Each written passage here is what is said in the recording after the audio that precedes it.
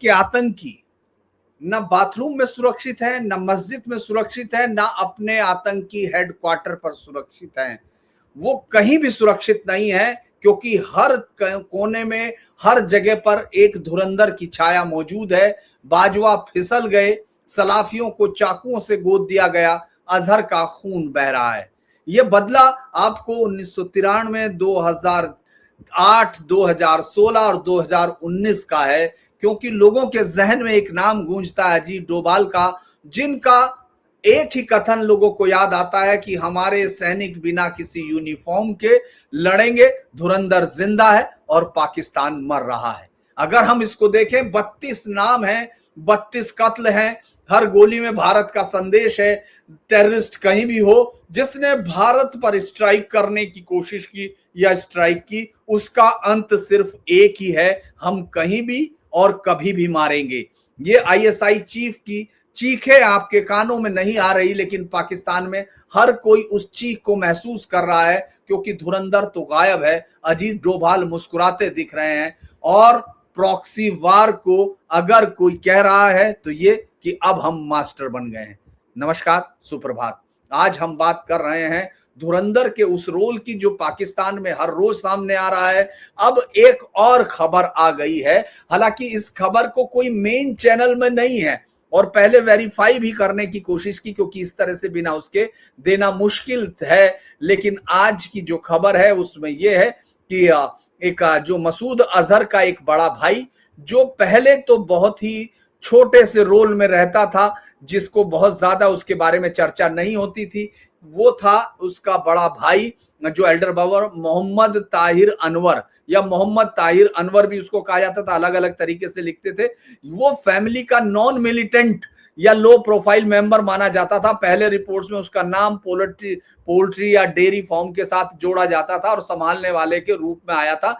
2008-9 में ये नाम लोगों के सामने आया, और फिर अचानक मसूद अजहर और उसके भाई रऊफ के बारे में, जिसको कमांडर कहा जाता था, उसके बीच में कहीं दब गया। क्योंकि जो मसूद अजहर के जो भाई थे, अब्दुल रऊफ अफसर, जिसको मिलिट्री कमांडर चीफ मैंने बताया, जिसने पठानकोट के अटैक से जुड़ा हुआ था, या इब्राहिम अथर जो C814 के जो अपहरणकर्ता थे उनमें शामिल था। अब ये जो नया कहानी शुरू हुई, क्योंकि इससे पहले ये माना गया कि जब ऑपरेशन सिंदूर में पूरी तरह से पाकिस्तान के जब अटैक किए गए, सर्जिकल स्ट्राइक की गई, तो बहावलपुर में खुद मसूद अजहर ने, याद होगा आपको, अपने से कहा था कि मेरा परिवार तबाह हो गया, मेरे परिवार के 10 लोग मारे गए। और उसके बाद से ये रसूद इसकी यूसुफ असगर की भी मौत की खबर आ गई थी। तो उसी के बाद ये कहा गया, जो लोग कहते हैं कि उसके बाद मोहम्मद ताहिर मसूद अजहर के उस आतंकी कारोबार को संभालने के लिए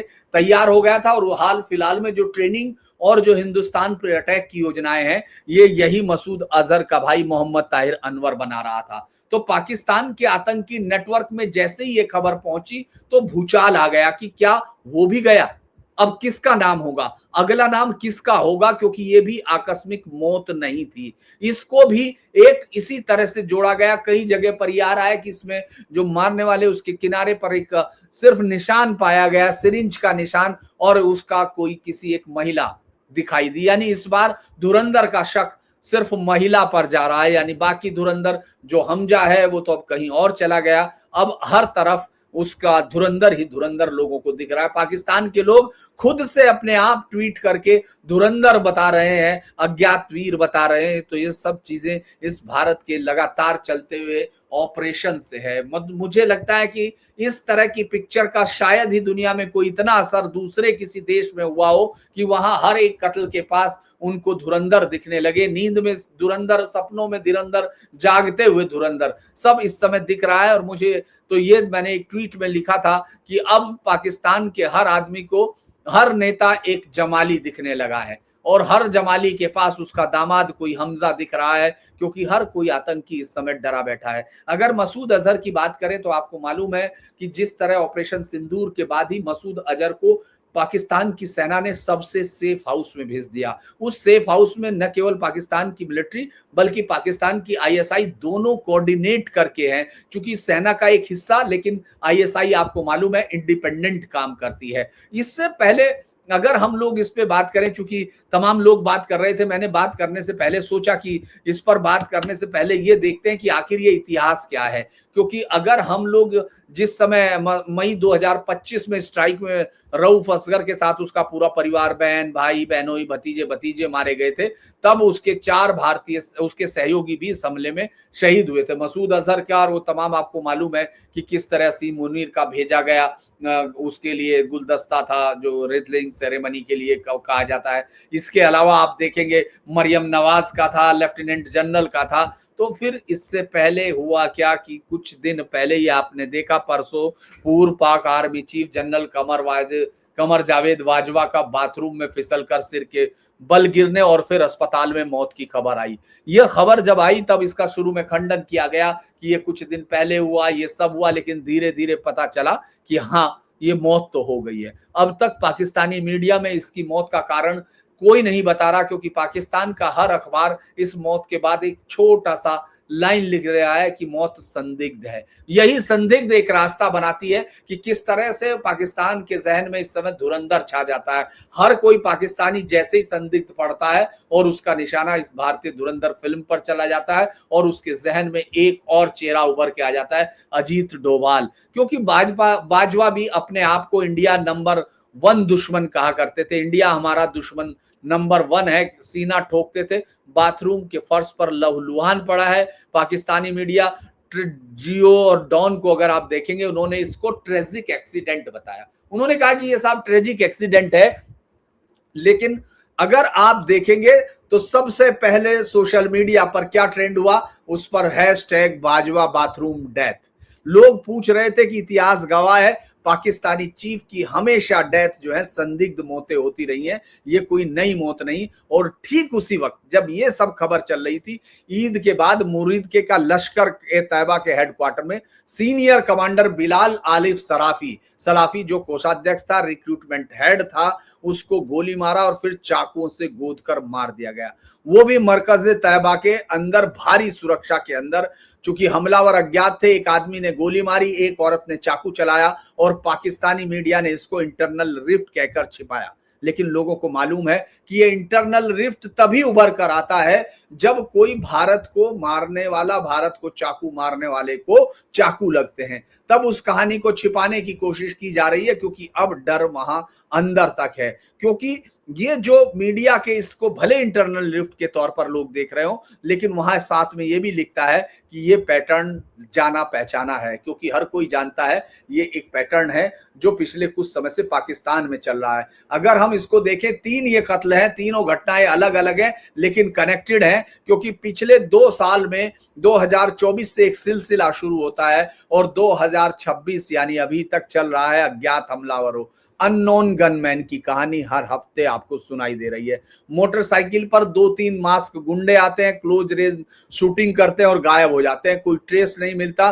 पाकिस्तान की आईएसआई, जिसको दुनिया की सबसे बेहतरीन अपने आप को जासूसी एजेंसी कहने का शौक है, जो भारत में आतंकवाद को अपने आप को जननी कहती है, वो खुद अब इन मौतों का कारण नहीं ढूंढ पा रही। शुरुआत में आप याद कीजिए, जब ये शुरू में चला था तो भारत में बहुत सारे जो एक्सपर्ट्स हैं, यूट्यूबर्स हैं, उन सब ने एक नई कहानी सुनाई थी। उन्होंने कहा था कि पाकिस्तान की आईएसआई अब अपने ही उन तमाम लोगों से एसेट्स को सफाया कर रही है जिनका अब कोई इस्तेमाल नहीं रह गया। लेकिन फिर जब उनके कारनामे सुनने में आए, जो सब मारे गए, तो लगा कि आईएसआई अपने इन एसेट्स को इस तरह कत्ल नहीं कर सकती है, और तभी यह अज्ञात की कहानी शुरू हुई। अब तक अगर हम लोग देखें कि ये जो कहानी हर हफ्ते आ रही है, ये सब लोग अब इसको अजीत डोभाल का धुरंधर रिवेंज कह रहे हैं। पाकिस्तानी है जो एसेट्स है, रॉ ने पाकिस्तान में एसेट्स बनाए जिसमें पूर्व पुलिस, अफगान खासतौर से यूएई बेस्ड पाक वर्कर और उनके सहारे वहां के लोकल के जो क्रिमिनल्स गैंग है, उनमें से इनको भर्ती किया जा रहा है। महीनों प्लानिंग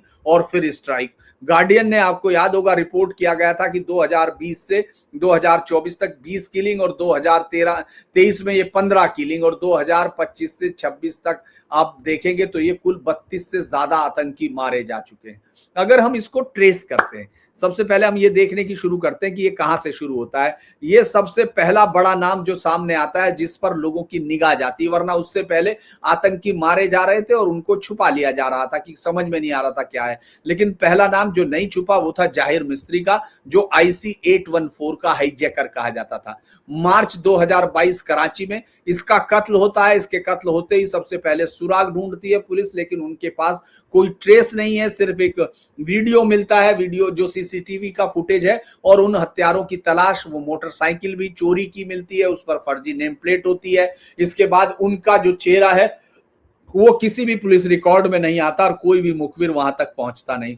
फिर खालिस्तान कमांडो फोर्स का चीफ जाता है, गायब हो जाता है। मई 2023 लाहौर, सड़क पे घूमते हुए कत्ल। उसके बाद कहानी खत्म, कोई ट्रेस नहीं, कोई CCTV फुटेज से कुछ पता नहीं चलता। उन लोगों को फिर पाकिस्तान की पुलिस के पास रिकॉर्ड है, उनको चेक किया जाता है, फेस रिकॉग्निशन टेक्निक की बात की जाती है, लेकिन कोई ढूंढ नहीं पाता। फिर शाहिद लतीफ का नंबर आता है, जैश का कमांडर है, पठानकोट अटैक का मास्टरमाइंड था। उसने इसके लिए महीनों तैयारी की थी, पूरी तरह से वो भारत पर हमला करने के लिए बहुत सारे ट्रेंड आतंकियों का आका कहलाता था और भारत के खिलाफ उसके अंदर घृणा कूट कूट कर भरी हुई थी। 2023 सियालकोट मस्जिद में नमाज पढ़ता है, आखिरी नमाज साबित होती है, बाहर निकलता है, अज्ञात हमलावर आते हैं, मोटरसाइकिल से उतरते हैं, गोलियों से भूनते हैं, उसके बाद लोगों की आंखों के सामने गायब हो जाते हैं। मोटरसाइकिल चोरी की मिलती है, हथियार विदेशी होता है और मारने वाले हवा में गुम हो जाते हैं। इसके बाद अगला नंबर आता है बशीर अहमद पीर। ये हिजबुल का लॉन्चिंग कमांडर 2023 में मारा जाता है। जितने सारे आपने देखा होगा हिजबुल, वो पाकिस्तानी, वो जो हिंदुस्तान के कश्मीर से पैदा किया गया ऐसा आतंकी संगठन था जिसको ये कहा जाता था कि ये साहब हिंदुस्तान का है, पाकिस्तान का कोई रोल नहीं। और बाद में जब इसके बाद जब जैश और लश्कर तैयबा आ गए तो पाकिस्तान ने उसकी छुट्टी कर दी थी। लेकिन बशीर अहमद पीर उसका ऐसा आदमी था बाद तक जो ISI के साथ जिसके बहुत गहरे रिश्ते रहे और जो अभी भी लॉन्चिंग के ऑपरेशंस में, चाहे वो किसी भी आतंकी संगठन के आतंकियों के लिए किया जा रहा हो, बशीर अहमद पीर का इस्तेमाल करती थी ISI। उसको भी मार दिया गया। और तब तक ये मीडिया के अंदर कहानी शुरू होने लगी कि आतंकी मर रहे हैं, ठीक है, आपस में लड़ाइयों का पाकिस्तान में इतिहास रहा है, सलाफी किसी और से लड़ेगा, शिया सुन्नी मिलेंगे, दूसरे आतंकी संगठन प्रभाव कम करने के लिए खत्म करेंगे, क्योंकि पाकिस्तान के ISI की नजर में चढ़ने के लिए, ज्यादा से ज्यादा जो चंदा है वो बटोरने के लिए, जो कत्ल का उनका धंधा है उसको चलाने के लिए, वो सब उनकी नजरों में आना चाहते थे। लेकिन अब अखबारों ने ये ढूंढना शुरू कर दिया कि इन सब आतंकियों की एक बात है, इन्होंने कभी ना कभी भारत के खिलाफ बहुत सफल आतंकी वारदात को अंजाम दिया है। लिहाजा कड़ियां जुड़ने लगी, अखबारों में छपने लगा और अज्ञात जो है धुरंधर का चेहरा सामने लोगों के आने लगा कि साहब कोई ऐसा शख्स है, कोई ऐसी तंजीम है, कोई ऐसा संगठन है जो पाकिस्तान में उन तमाम आतंकियों का सफाया कर रहा है जिन्होंने कभी ना कभी भारत के सीने में चाकू घोंपा था। उसके बाद आता है नाम सलीम रहमानी। जनवरी 2022 में ये भी मारा गया था। रियाज अहमद अबू कासिम के नाम से कश्मीर के आतंक में एक बड़ी भूमिका निभाने वाला ये शख्स, जब कुत्ते की मौत सड़क पर मारा गया तो पाकिस्तान के अंदर आतंकी एकदम सेफ हाउसों में दौड़ने लगे। उन्होंने अपने आकाओं के हाथ पकड़े, उनके पैर जोड़े और उनसे कहा कि हमको ऐसी जगह भेज दीजिए जहां हिंदुस्तान के अजीत डोभाल के धुरंधर ना पहुंच सके। धुरंधर नाम तो फिल्म के बाद आया, लेकिन उनका अज्ञात गनमैन का जो खौफ था वो उनके चेहरों पर था। मोहम्मद रियाज 2023 में मारा गया। ये बेहद खतरनाक था। 2024-25 में इसमें तेजी अचानक आती है। अकरम गाजी, लश्कर का सबसे बेरहम क्रूर आतंकी, जो तैयार करता था, कश्मीर के लोगों को तैयार करता था, और जो कश्मीरी लड़का जरा सा भी हिचकता था उसकी खाल उतारने में ये आदमी 1 मिनट नहीं लगाता था। ये भी मारा गया। ये भी उसी तरह मारा गया कि हवा में गुम हो गए मारने वाले। विदेशी हथियार की गोलियां निकलती हैं, चाकू भी उसको मारे गए थे, लेकिन तब तक जो हथियार है उसकी पहचान नहीं होती है क्योंकि वो विदेशी है, उसकी गोलियां ढूंढती रहती है और CCTV फुटेज से कोई रास्ता मिलता नहीं है। मौलाना रहीमुल्लाह तारिक, जियाउर रहमान, ये जमातुद दावा के सबसे खतरनाक विंग के एक इंस्ट्रक्टर के तौर पर थे और सीधे तौर पर पाकिस्तान से कश्मीर के बीच के रास्ते में जो आतंकी लड़कों की ट्रेनिंग का सबसे बड़ा इंतजाम किया करते थे, उड़ गए, गायब हो गए। वही अज्ञात आए, उसके बाद गायब। अब्दुल रहमान, ये और अब्दुल रहमान रजा उल्ला निजमानी लश्कर के थे, आईएसआईआर और सीआरपीएफ अटैक के। यानी आपको याद होगा सीआरपीएफ पर जो अटैक हुआ था उसमें इनका नाम आया था। लश्कर तैयबा के ट्रेंड इंस्ट्रक्टर थे, उनके ट्रेनर थे। और उसके बाद IIS Indian institute of science technology पर भी जो अटैक हुआ था उसमें भी इनका, जो पाकिस्तानी ये जो लोग मैनेज कर रहे थे उनमें इनका नाम उसमें आया था। 2025 में आपको मालूम ही है कि ऑपरेशन सिंदूर ने पूरे जैश के एक परिवार को ही तबाह कर दिया था। 200 से ज्यादा आतंकी मारे गए थे, उसमें किसी में नहीं, उसमें तो हिंदुस्तान की फौज ही धुरंधर थी जो सीधे अटैक कर रही थी और पाकिस्तान घुटनों के बल गिर रहा था। लेकिन अभी भी आप देखें तो पिछले 2 हफ्तों में ही इस तरह की 4 से 5 खबरें आ चुकी और जिनमें से बाजवा की मौत को लेकर तो बहुत ज्यादा चर्चा हुई। फिर सलाफी की मौत जिस तरह चाकुओं से गोदा गया और जित बेरहमी से मारा गया। और उसी के समय अगर आप देखते हैं कि एक फिल्म है जो हिंदुस्तान के पर्दे से निकलकर पूरी दुनिया में 1200-1300 रुपया करोड़ रुपया कमा चुकी है। पाकिस्तान के हर जबान पर, पाकिस्तानी हर एक जबान पर धुरंधर द रिवेंज का जो है, रिवेंज जो भी फिल्म का नाम है, उस पर छाया हुआ है। तो ये सब लोग क्या कर रहे हैं आप देखेंगे 2026 में अब तक अगर हम गौर कर रहे हैं, मैंने कहा 32 से ज्यादा जो आतंकी है वो फाइनेंशियर है, आतंकवादियों के हैंडलर हैं। ज्यादातर लश्कर तैयबा, जैसे मोहम्मद और हिजबुल मुजाहिदीन, कुछ नाम खालिस्तानियों के भी होते हैं। पाकिस्तानी और हुक्मरान जो है उनके भी नाम इसमें शामिल होते हैं। अगर हम पाकिस्तानी मीडिया की रिपोर्ट देखते हैं तो जियो न्यूज, द डॉन, द न्यूज, एक्सप्रेस ट्रिब्यून, ये तमाम वो अखबार हैं जिन्होंने सबसे पहले भारतीय एजेंट की कहानी शुरू की। इन लोगों ने कहा कि उनको पुलिस का, उनके पास ये गुप्त सूचना है, उनके पास ये उनके सोर्स ने बताया है कि इस पूरे मसले में वो लोग शामिल हैं जिनको हिंदुस्तान से यहां उन्होंने अपने एसेट क्रिएट कर दिए। और सब ने एक नाम उछाला, अजीत डोभाल। अजीत डोभाल मुझे लगता है कि पाकिस्तान में पाकिस्तान के राष्ट्रपति, प्रधानमंत्री और उसके बाद सबसे ज्यादा लिया जाने वाला नाम होता होगा आज की डेट में।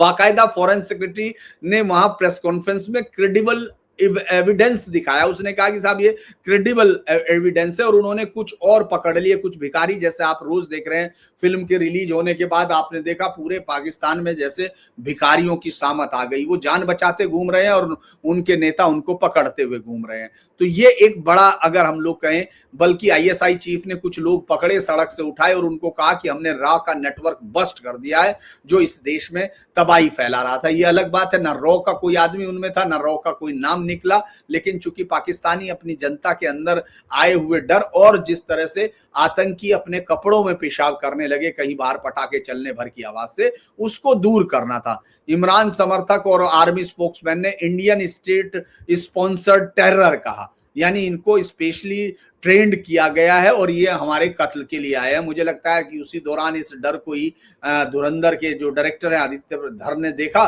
और उन्होंने एक फिल्म बनाई। खैर, बिलावल भुट्टो ने भी इसको एक्स्ट्रा जुडिशियल किलिंग कहा गया और भारत पर हमला बोला। और हिंदुस्तान में कुछ लोग जिनकी आवाज में कुत्ते की भौंक और अपने देश के साथ दगाबाजी दोनों का मिश्रण नजर आता है, वो ये सब कहने लगे कि ये भारत ने कभी नहीं किया था, भारत ऐसे नहीं करता, भारत ये कर रहा है, ये सरकार उनको मरवा रही है।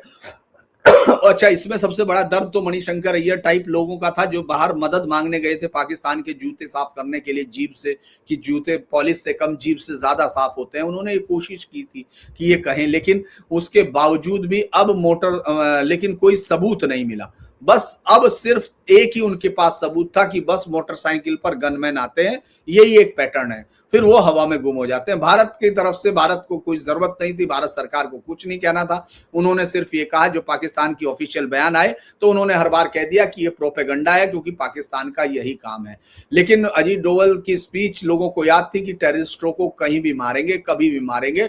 और उसके बाद ये इजरायली मॉडल जो है हिंदुस्तान में गूंजने लगा। हिंदुस्तान के हर आदमी, अब ये यूट्यूबर्स हो या तमाम लोग, वो ये इंतजार करते हैं कि कब भारत ये कहे कि हाँ ये हमारे धुरंधर है। खैर, ये तो नहीं है। 2 साल से ये धुरंधर पाकिस्तान की जमीन पर डर और तवा फैला रहे हैं। आपको याद होगा मुंबई बम कांड हो या वो जिस तरह हमारी सरकार घुटनों के बल बैठती थी, उसका जवाब ये है। पठानकोट, पुलवामा, हर एक अटैक का बदला लिया गया। डोवाल प्लान इसको कहा जाता है कि डोवाल थ्योरी है, जिसमें आप हमको अगर कोई नुकसान पहुंचाओगे तो हम बदले में तुम्हारा पूरा घर उजाड़ देंगे। प्रॉक्सी वार है, लोकल एसेट्स को इस्तेमाल किया जा रहा है, नो फिंगरप्रिंट्स, यानी अगर ये माना जाए कि आज तक एक भी नहीं पकड़ा गया, तो आपको ये तो मानना पड़ेगा कि वो ट्रेनिंग बहुत उम्दा किस्म की रही होगी कि पाकिस्तान का पूरा एस्टेब्लिशमेंट, पूरी सरकार पूरी ताकत लगाकर उन हत्यारों को नहीं खोज पा रही। या फिर कह सकते हैं कि हाँ, पाकिस्तान ही एसेट करा रहा है, पाकिस्तान इस बात को मानेगा या नहीं, ये नहीं कह सकते। तो मुझे लगता है कि हर अटैक का बदला लिया जा रहा है। मसूद अजहर का भाई मर रहा है, बाजवा मर रहा है, लश्कर का कमांडर हेडक्वार्टर में कत्ल हो रहा है, और इस तरह से ये प्लान जो है ये आपको सक्सेस होता हुआ जा रहा है। जिसमें एक बात सिर्फ कही जा सकती है कि पाकिस्तान, तुम पुलवामा दोगे, हम तुमको ऑपरेशन सिंदूर देंगे, तुम 26/11 करोगे, हम धुरंधर भेज देंगे। मसूद का भाई, बाजवा जैसे लोग इसी तरह कत्ल होंगे। तुम्हारे एक एक हीरो जिसको तुमने सिर्फ इसलिए चुना क्योंकि वो कायराना और कुत्ते जैसे हमले करने वाले लोग थे, उनको इसी तरह से मौत दी जाएगी। ये कोई फिल्मी डायलॉग नहीं, ये रियल के धुरंधरों का कमाल है जिसको डोवल लीड करते हैं। अगर ये आपको वीडियो अच्छा लगे तो लाइक कीजिए, सब्सक्राइब कीजिए, शेयर कीजिए और हमारे चैनल को सपोर्ट भी कीजिए।